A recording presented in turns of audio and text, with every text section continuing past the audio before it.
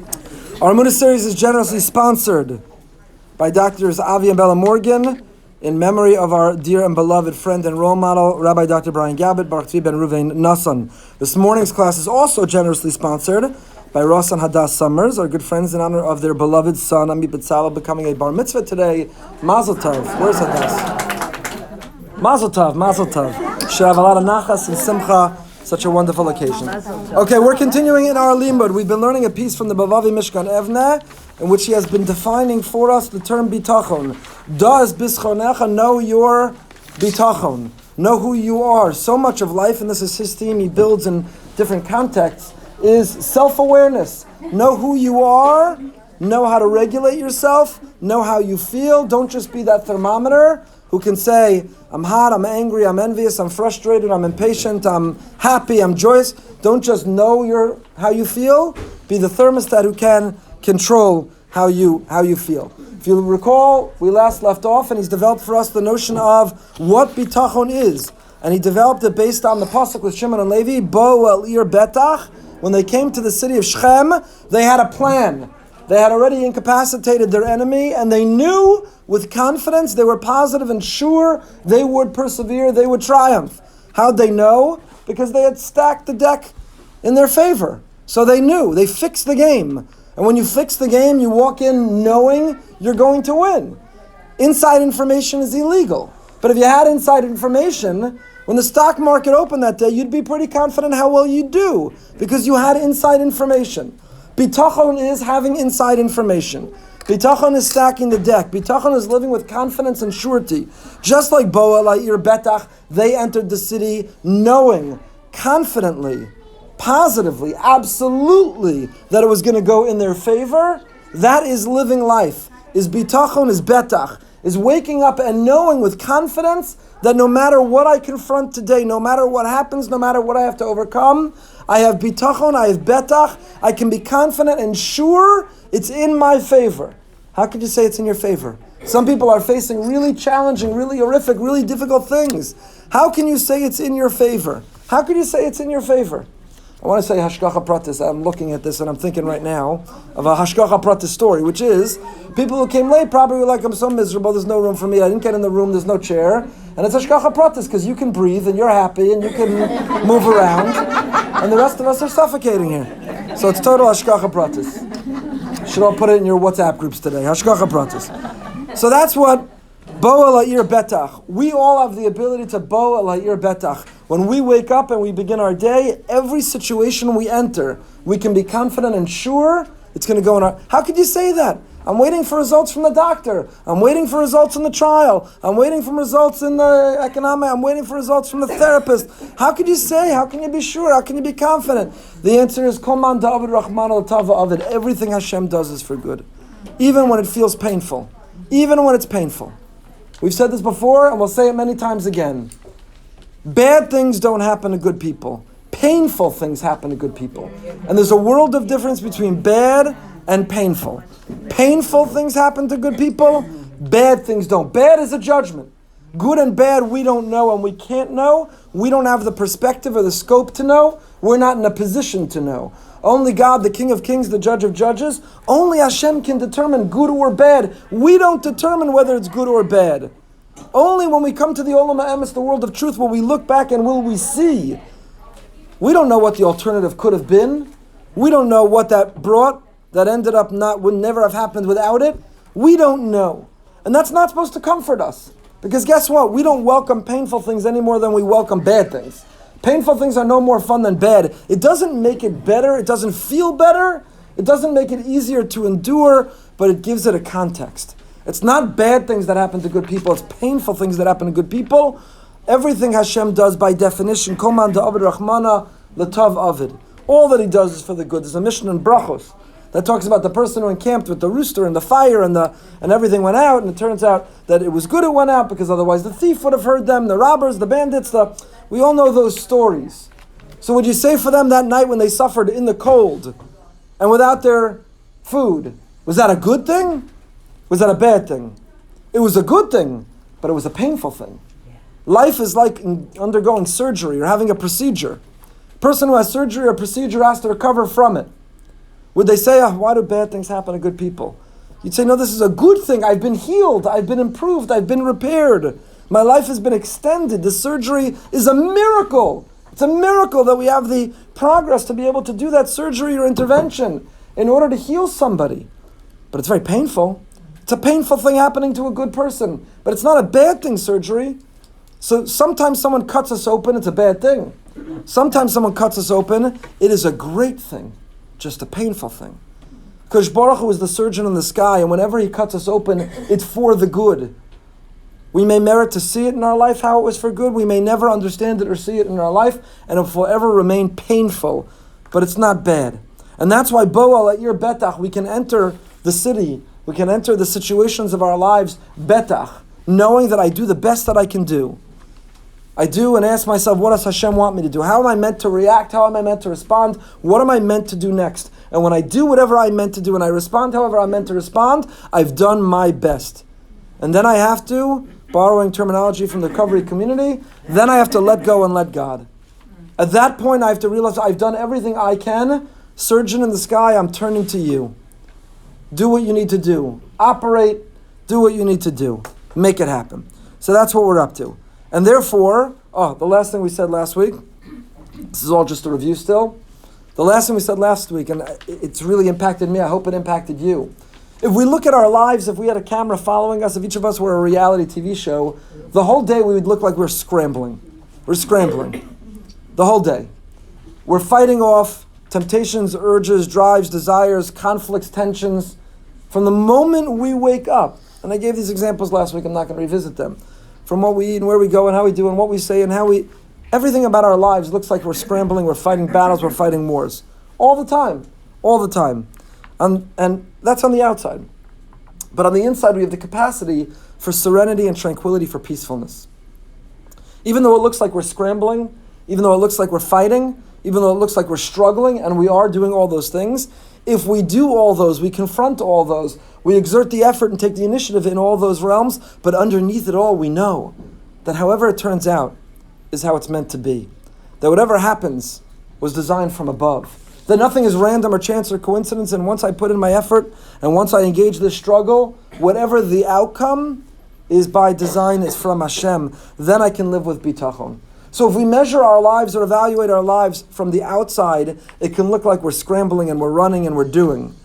But if we have a certain confidence, that betach, then we can live with that calm. We can live with that calm. And I told you, truly great people have a sense of calm. Truly great people, no matter what they're doing, their project, their ambition, their aspiration, their responsibility, no matter what they're shouldering, but underneath it all is a sense of calm. A calm. Because there's a sense of trust and there's a giving over to Hashem. So we are on the second page, about halfway down. I marked it off for myself this time. Kol davar bebriya kayim b'shlosha bechinos. Everything in the world exists in three different creations, in three different arenas, in three different areas. Bless you. Namely, olam, shana, and nefesh. It's a Kabbalistic and Hasidic concept. The idea that everything in Bria, everything in the world, exists in Shalosh Bechinos. I'm giving you a very deep concept here. The Bavavi is giving us a very deep concept. We are 5 paragraphs from the bottom. Begins Kol Davar. Kol Davar Bebria. Everything in the world, everything in creation, Kayem, it exists B'Shlosha Bechinos in three realms. Olam, world, which means in the realm of space. Shana, year, which means Zman, in the world of time. And Nefesh, in the world of soul. I'll give you an example. The concept in the Bria of holiness. Holiness in space is, it's appropriate for this week's Parsha, Truma. V'yasuli mikdash v'shachanti, where? B'socham, in you. Make me a mikdash, make me a holy place, and dwell in them. It doesn't say dwell in it, it says dwell in them. Holiness, sanctity, sanctuary. We have a sanctuary in time, we have a sanctuary in space, and we have a sanctuary in soul. What's the sanctuary in space? The Mishkan, the Mikdash. Today, the Mikdash Ma'at Shul. That's a place that's holy, sacred. It's a sanctuary in space in Makom. You have a sanctuary in Zman. What is that? Shabbos. You can immerse yourself, you can walk into, you can enter a sanctuary, as in the place, the physical place. You can walk into, you can enter a sanctuary that's called time. That's Shabbos. What the Mikdash was to space, Shabbos is to time. And that's why throughout Sefer Shmos and in the Torah, we find the two always juxtaposed. Build a Mishkan, observe Shabbos. And our rabbis deduce whatever is defined as a creative labor to build the whole sanctuary in space is defined as the creative labor that is prohibited in the sanctuary in time. Where do we learn the 39 malachos from? Where do we learn what is deemed a creative labor? On Shabbos, I can't flip a light switch on. That's a labor. That's laborious. But I can, in August, walk a mile to shul in Boca Raton. And that's not a labor. That's a labor of love. So how do you define labor? Why is flipping the light switch usher? It's prohibited. But I can walk a mile in August in Boca, which is unbelievable. That's okay. That's okay. You can do, you see this 62-year-old who didn't set a world record for over 8-hour plank?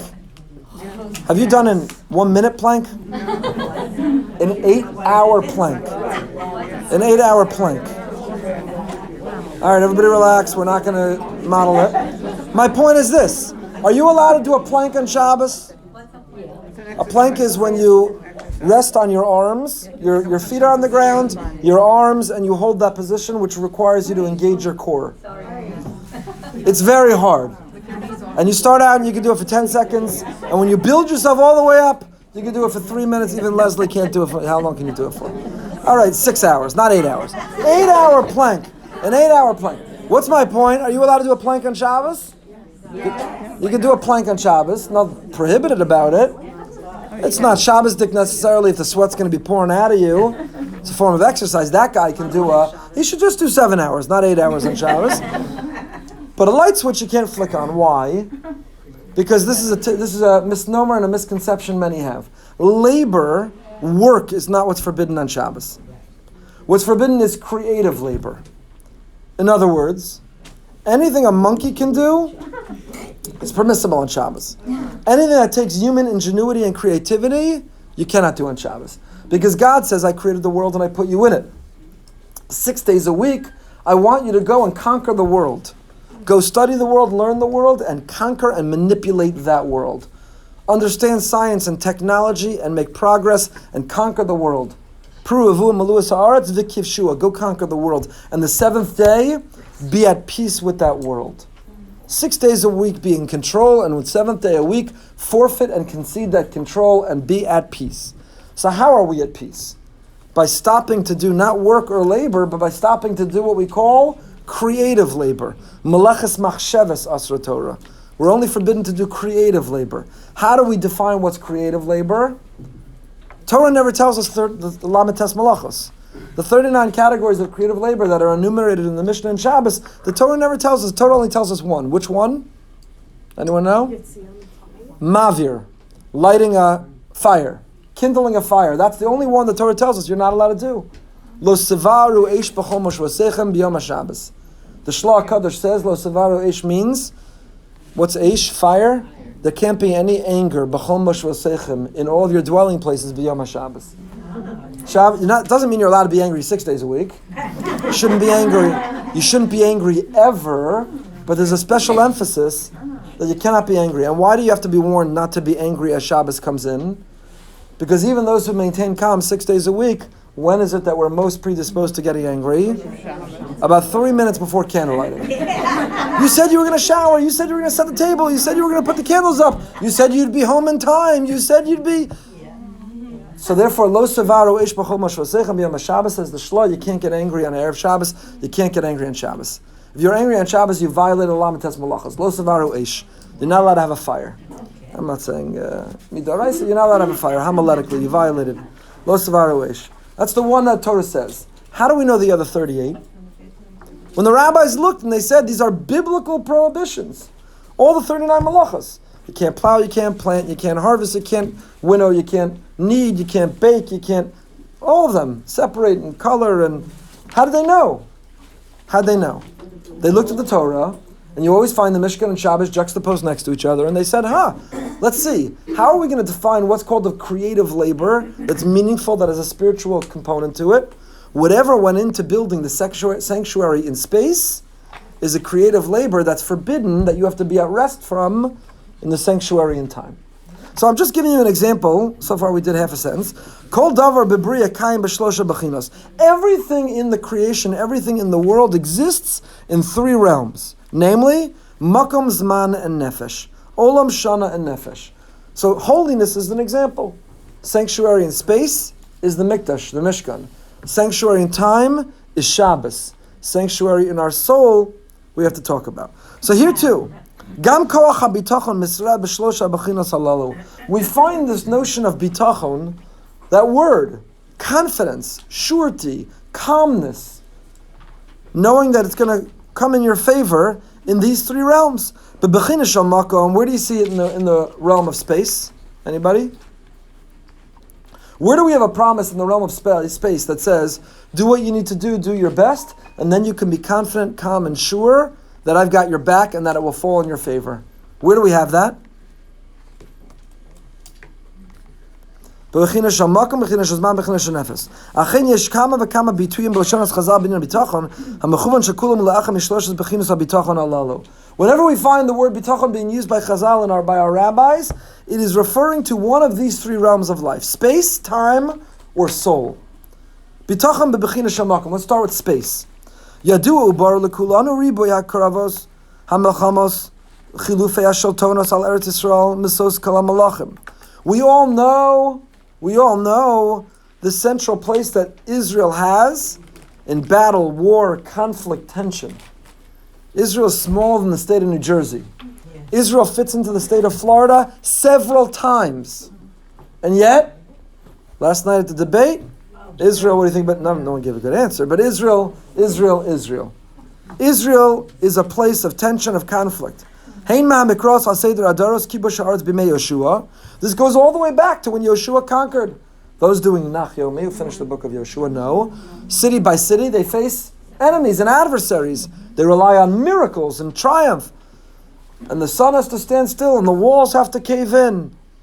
And they have to not take the spoils in cases. But in the time of Yoshua, when they first conquered the land, faced enemies and adversaries, even though it was promised to us. Sheva Shanim, how long did it take to conquer? 7 years. V'sheva Shanim chilek yisarz l'shvatim. 7 years to conquer the land, and then 7 years to split it up. Then 7 years we began counting, and the first Shemitah was only observed the 21st year. The first Shemitah was not the 7th year after Yoshua took us in. 7 years of conquest, 7 years of dividing the land, then begins the count 7 years. The first Shemitah was the 21st year in.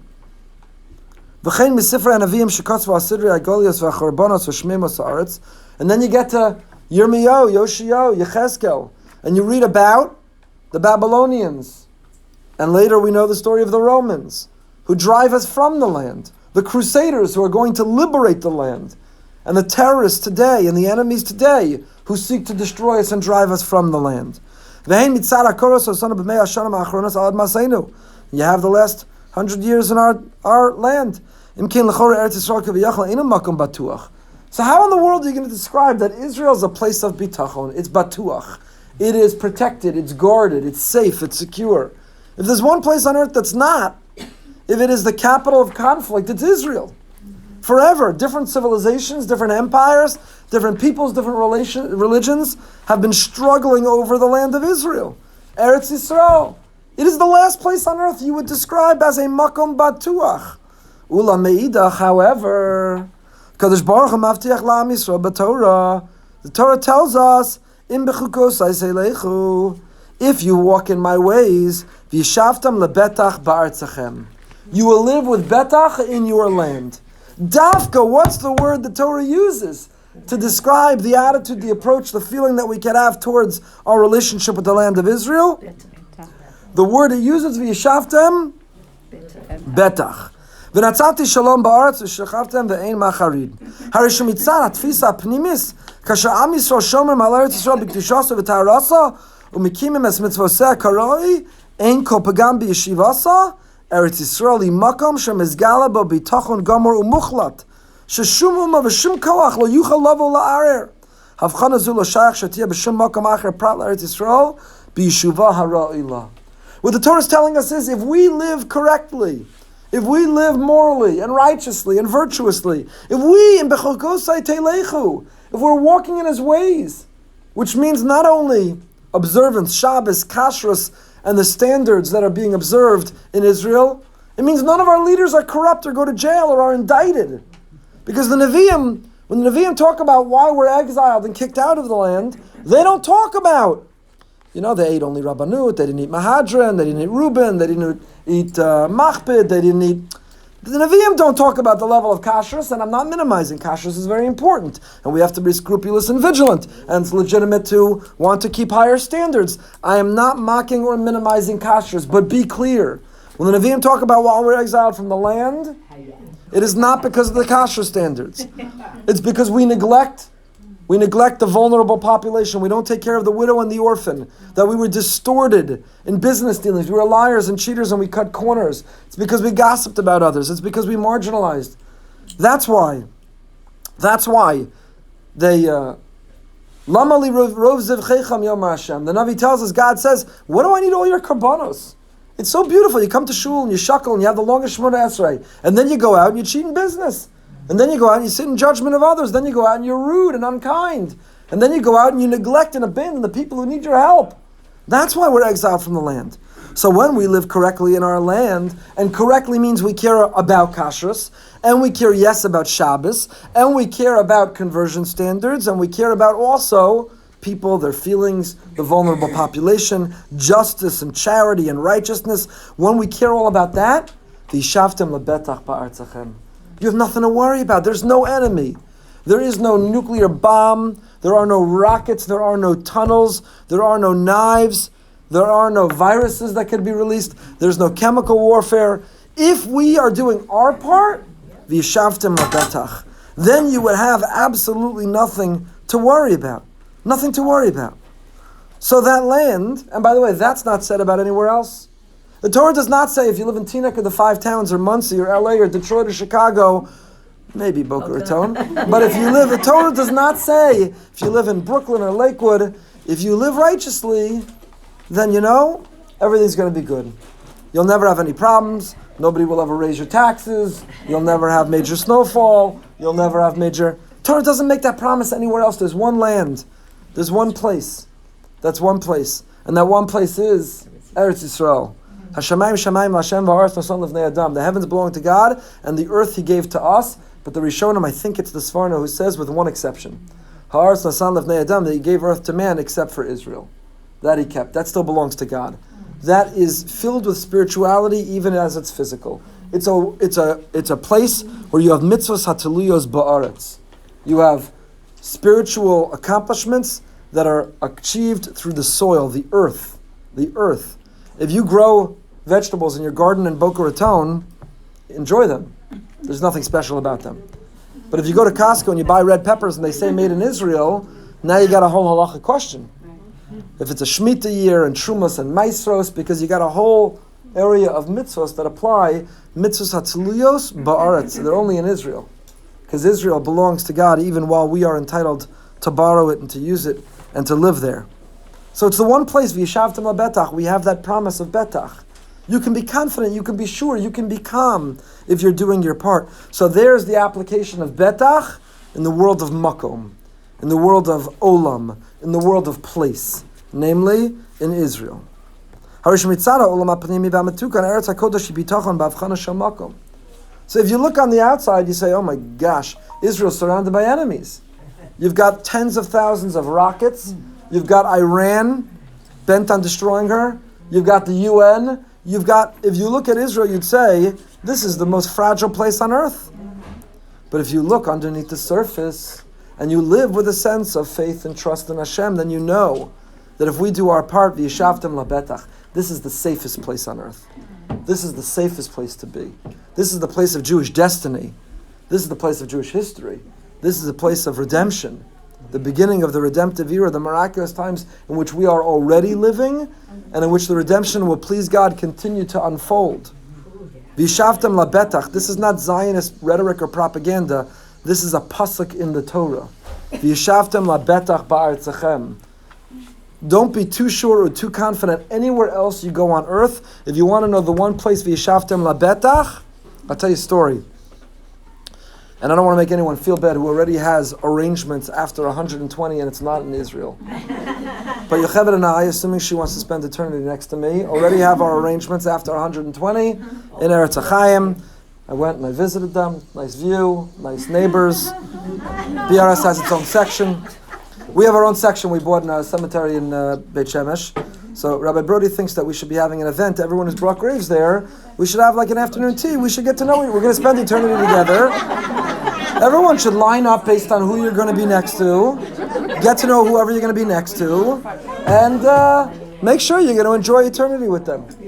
So I'll tell you why we did that. First of all, a grave is a piece of real estate, and it's only going to go up in value. And if you don't want to burden your great-grandchildren with having to pay for it at that time, I guarantee you it'll be exponentially greater, many-fold of what it would.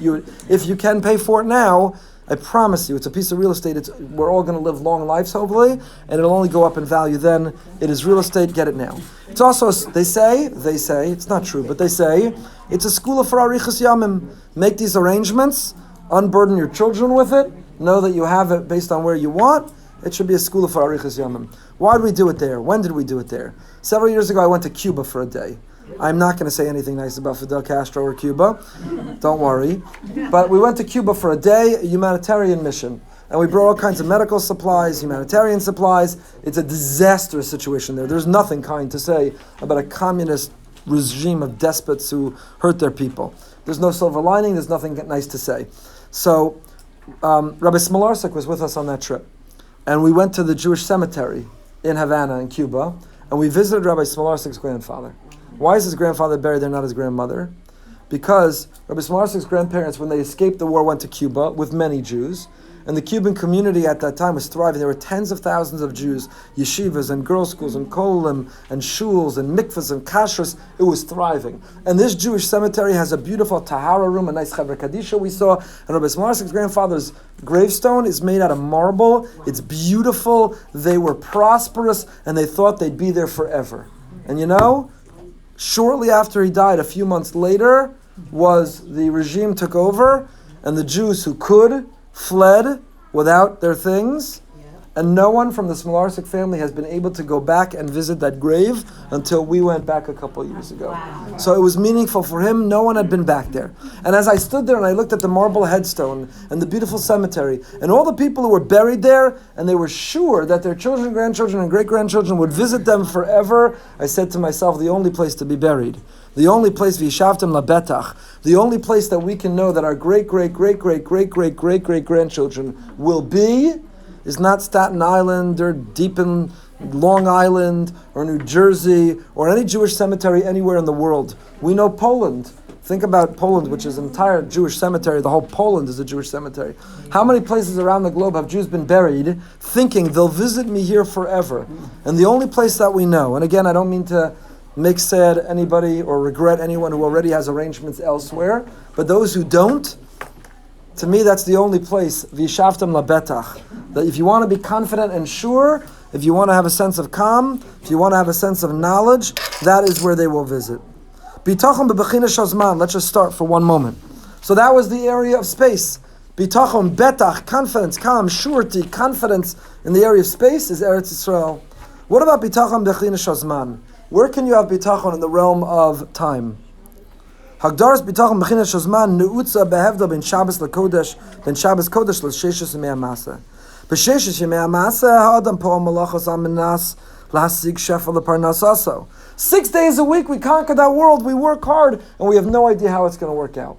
Will the business deal come through? Will this effort? Will this task? Will this to-do list? Will it work out? 6 days a week we work. We toil, and we have no confidence. If you're overly confident, it's the end of your success. You should have no confidence. Malachas elu pu'ulasan ena kala. This effort is not easy. Ki kayemes es nagdus shemakeves es haparnasa. All week long, we face obstacles that are trying to block our parnasa. We have competition, and we have changing markets, and we have a coronavirus, and we have all kinds of things. All kinds of things in the world are obstacles trying to block our success. We have to run through walls, climb around them, go over them, dig a tunnel under them. But nobody wakes up in the morning and says, today went easy. Everything just came to me. The money flowed in, the relationships were all smooth, my health, my joints, my blood pressure, everything feels great. The weather was perfect, the food, my sleep was uninterrupted. I have yet to meet that person. I have yet to meet that person.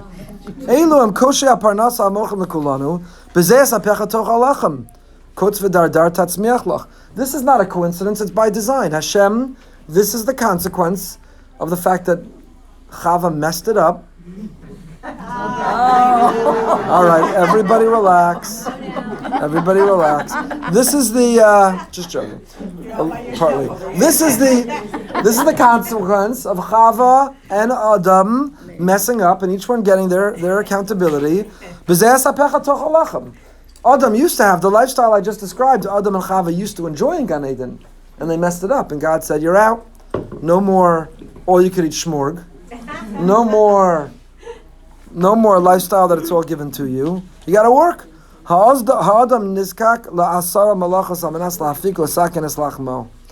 have to work hard in order to get your bread. So, in the realm of this week, you got to work hard. You got to work hard to find spirituality. You got to work hard to earn an income. You got to work hard to have healthy relationships. You have to work hard to be healthy. And Shabbos comes, and there's a shefa bracha. There's a flow of bracha that comes from above. It's an auspicious time. Some suggest that the reason we give brachas to our children Friday night is it's an auspicious time that there's a flow of bracha. Tap into that bracha. The bracha of the every person should not be dismissed for you. So since Shabbos comes and it brings a flow of blessing, tap into that blessing, channel that blessing, be a partner with that blessing and bestow that blessing on your children. So these are two different sides. The week is struggle and tension and conflict and effort and obstacles. And Shabbos, Shabbos, there's a bracha that comes melamala. Kedugmas haman sha'achli Yisrael b'midbar. Like the man that fell from above, the double portion on Friday, we eat that lechem mishnah, we eat the 2 loaves on Friday night, and we feel like the man has fallen from heaven. Shabbos, I have what I need, I'm complete, I'm whole.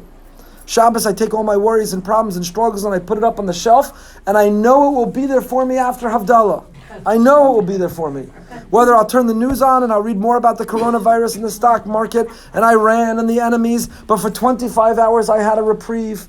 Or whether I open my to-do list on my phone and I see all my tasks and to-do and everything I have, it'll be there for me the moment I make Havdalah. But for 25 hours, I have a place of refuge in Ir Miklat. It is a sanctuary in time. I can escape. I can experience the blessing of disconnecting and reconnecting to what matters. Shabbos is that great blessing that flows from above, like the man that fell from heaven. The Yesar came shishim yachol nizkeku lulko to samanu masha otiro atliya luma zos manasa Shabbos iktim liyam hashishi u'Shabbos haman lo yarad lo nilka v'anosa mishish l'tzorach Shabbos hiskayim v'lo etliya. These are the what Shabbos is. Shabbos is the place of betach, of bitachon. We work on bitachon.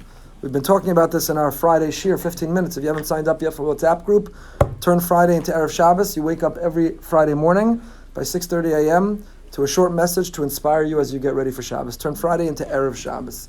We do it 15 minutes before Mincha each Friday afternoon, and then we distribute it the next Friday morning with an idea of how to make Friday into an Erev Shabbos. That's what it is. We're getting ready, the hachana, the preparation to escape into that sanctuary in time, to go to that place of refuge in time, learning how to disconnect and put up on the shelf all those things. That's why Shabbos, you're not allowed to talk about those things. It's also, daber davar, you're not supposed to speak about diburcha shachol, the way you speak during the week. It's not a holy roller thing to not speak about business on Shabbos. It's a gift to us. If you never had an escape, if 7 days a week, I'm the only one who has to work on Shabbos. The rest of you have this great blessing. I'm the only one who has to speak about my business on Shabbos. The rest of you have that escape. You have that place of refuge. You have that gift. You have that shefa bracha that falls from above. Mitzvah Hashem will pick up with this all next week.